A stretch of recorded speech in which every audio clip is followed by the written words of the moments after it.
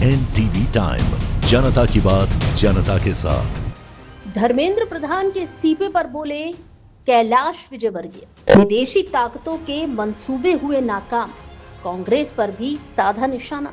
एक पेड़ मां के नाम अभियान की बैठक के बाद मीडिया से बोले मंत्री। धर्मेंद्र प्रधान के इस्तीफे को बताया संगठन का निर्णय। कांग्रेस, राहुल गांधी और आरएसएस को लेकर भी दिए राजनीतिक बयान। नगरीय विकास एवं आवास मंत्री कैलाश विजयवर्गीय ने शनिवार को इंदौर में होटल व्यवसायियों और उद्योगपतियों के साथ एक पेड़ मां के नाम अभियान को लेकर बैठक की। बैठक के बाद मीडिया से चर्चा में उन्होंने केंद्रीय शिक्षा मंत्री धर्मेंद्र प्रधान के इस्तीफे, कांग्रेस के विरोध प्रदर्शन, विपक्ष की राजनीति और राष्ट्रीय स्वयंसेवक संघ आरएसएस को लेकर अपनी प्रतिक्रिया दी। धर्मेंद्र प्रधान के इस्तीफे पर पूछे गए सवाल के जवाब में विजयवर्गीय ने कहा कि कांग्रेस ऐसे मुद्दे पर भी जुलूस निकाल रही है जिसमें उसकी कोई भूमिका नहीं थी। उन्होंने कहा कि आंदोलन विद्यार्थियों का था और कांग्रेस बाद में उसे राजनीतिक रूप देने की कोशिश करती रही। उन्होंने कहा कि पश्चिम बंगाल चुनाव के बाद विपक्ष पूरी तरह निराश था और उसे लगा कि इस मुद्दे के जरिए उसे राजनीति का अवसर मिल जाएगा। विजयवर्गीय ने कहा कि कांग्रेस इस आंदोलन में कहीं भी प्रभावी भूमिका नहीं निभा सकी। धर्मेंद्र प्रधान ने कार्यकर्ता होने का परिचय दिया। विजयवर्गीय ने केंद्रीय शिक्षा मंत्री धर्मेंद्र प्रधान की प्रशंसा करते हुए कहा कि वे विद्यार्थी परिषद के समय से ही उन्हें जानते हैं और उन्हें जो भी जिम्मेदारी दी जाती है उसे पूरी ईमानदारी से निभाते हैं। विदेशी ताकतों के मंसूबे विफल हुए। मंत्री ने कहा कि उनके अनुसार धर्मेंद्र प्रधान के इस कदम से उन विदेशी ताकतों की योजना विफल हो गई जो देश में अशांति फैलाना चाहती थी। उन्होंने कहा कि कुछ लोग भारत में बांग्लादेश और श्रीलंका जैसे हालात बनाने का प्रयास कर रहे थे, लेकिन उनके मंसूबे सफल नहीं हो सके। राहुल गांधी और आरएसएस पर भी बोले। राहुल गांधी की ओर से आरएसएस को लेकर दिए जाने वाले बयानों पर प्रतिक्रिया देते हुए विजयवर्गीय ने कहा कि उन्हें राहुल गांधी की राजनीतिक सोच पर तरस आता है। उन्होंने कहा कि राहुल गांधी को पहले आरएसएस को समझना चाहिए। विजयवर्गीय ने दावा किया कि यदि आरएसएस नहीं होती तो देश की स्थिति अलग होती। उनके अनुसार आज देश जिस दिशा में आगे बढ़ रहा है उसमें आरएसएस के स्वयंसेवकों के योगदान की महत्वपूर्ण भूमिका है।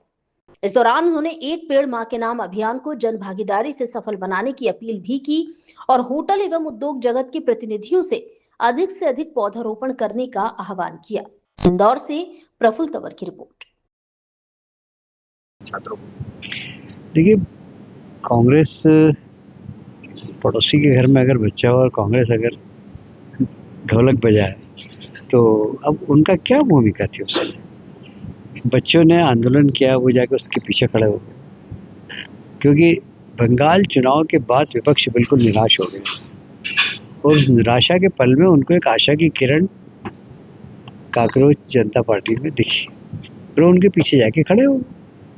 उसमें क्या भूमिका थी उनकी, क्या भूमिका थी बताइए मुझे। विपक्ष की सिर्फ कैटालिसिस की थी कि हाँ आगे बढ़ो, तुम लट खाओ, हम तुम्हारे पीछे हैं। कोई एक आध कांग्रेसी ने लट खाया क्या किसी ने? अब जश्न मना रहे।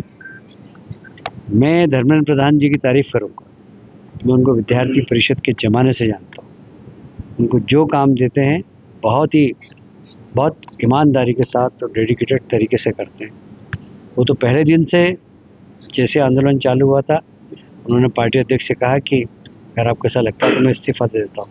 पार्टी अध्यक्ष ने मना कर दिया कि बोले नहीं, जब तक हम लोग बैठ के निर्णय लेंगे जब तक तुम इस्तीफा नहीं दोगे और इस्तीफे की बात भी नहीं करोगे किसी से। पर जब परिस्थितियाँ ऐसी हुई कि पार्टी ने निर्णय लिया कि धर्मेंद्र जी इस्तीफा दे, तो उन्होंने एक सेकंड में दे दिया। यही तो एक अच्छे कार्यकर्ता की पहचान है कि हम कहीं पर भी हों समाज के लिए काम करें, देश के लिए काम करें। ये धर्मेंद्र जी का इस्तीफा उन सब विदेशी ताकतों को जो देश में हिंसा कराना चाहते थे, बांग्लादेश की तरह, श्रीलंका की तरह, उनके मंसूबे खत्म हो गए। और इसलिए मैं मानता हूं कि धर्मेंद्र प्रधान जी ने जो काम किया है उसके लिए मैं उनको बधाई भी देता हूं और उन सब के मंसूबे खत्म कर दिए जो विदेशी ताकतें यहाँ पर अस्थिरता पैदा करना चाहते हैं। राहुल गांधी आरएसएस को दीमक कह रहे हैं, एजुकेशन को दीमक की तरह जो है हमला कर रहे हैं। मुझे राहुल गांधी की राजनीतिक विचारधारा, उनकी बुद्धि इस पे बहुत तरस आता है। मुझे लगता है कि उन्हें अभी ज़रा आरएसएस को समझना पड़ेगा कि आरएसएस है क्या। मेरे जैसा सामान्य कार्यकर्ता मैं कभी कल्पना करता हूँ कि आरएसएस नहीं होती तो इस देश का क्या होता, मेरे रोंगटे खड़े हो जाते हैं।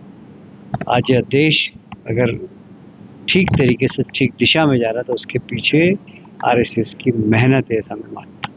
मतलब आपने एक लेटर लिखा है जो पांडे दंपति को लेकर, पांडे दंपति को लेकर। हाँ, वो मैं विधानसभा में था, उन्होंने आके घर के सामने पहले सुबह ट्वीट किया कोई, वो पुलिस ने देखा, मेरे घर वालों ने देखा भी नहीं था। जब 11 बजे पुलिस आ गई तो घर वालों ने पूछा क्यों आए, बोला आपके यहाँ प्रदर्शन होने वाला। वो दोनों मियाँ बीवी आए और वहाँ नाटक करने लग गए। फिर पुलिस को जो करना था पुलिस ने किया, हमारे घर वालों की कोई भूमिका नहीं, हमने शिकायत भी नहीं की, पुलिस उठा के ले गई, उनको बंद कर दिया। बाद में मुझे किसी ने बताया कि इन्होंने शंकर ललवानी जी का भी प्रदर्शन किया था। शंकर ललवानी जी का प्रदर्शन किया था जब उनके साथ उनके बच्चे को भी ले गए थे। तो मुझे लगा कि ये जवान हैं तो बच्चे छोटे ही होंगे, तो मैंने कहा कि उनको घर में अकेले छोड़ना ठीक नहीं। तो मैंने कमिश्नर को पत्र लिखा, कल ही लिख दिया था कि अगर आप सहानुभूति पूर्वक विचार करके उनको छोड़ने में मदद कर सके तो मुझे अच्छा लगेगा, क्योंकि कानून की अपनी एक मर्यादा होती है। इसलिए मैंने कहा कि आप, मुझे उनके छूटने से कोई आपत्ति नहीं, क्योंकि उन्होंने गलत फहमी, जो शब्द मैंने बोला नहीं, नेता प्रतिपक्ष ने वो शब्द के मुझ पर आरोप लगाए, बड़े समाचार पत्र ने छाप दिया, समाचार पत्र छपने के बाद वो मेरे घर आ गए। मैंने दूसरे दिन विधानसभा में पूरा रिकॉर्ड विधानसभा अध्यक्ष जी को बताया। अध्यक्ष जी ने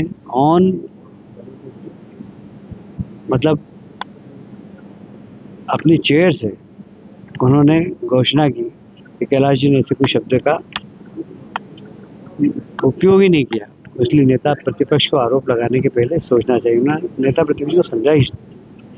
तो जब कोई घटना नहीं हुई और भ्रम के आधार पर कोई अगर आकर भटक जाए तो हमें सीधा रास्ता दिखाना चाहिए उसको।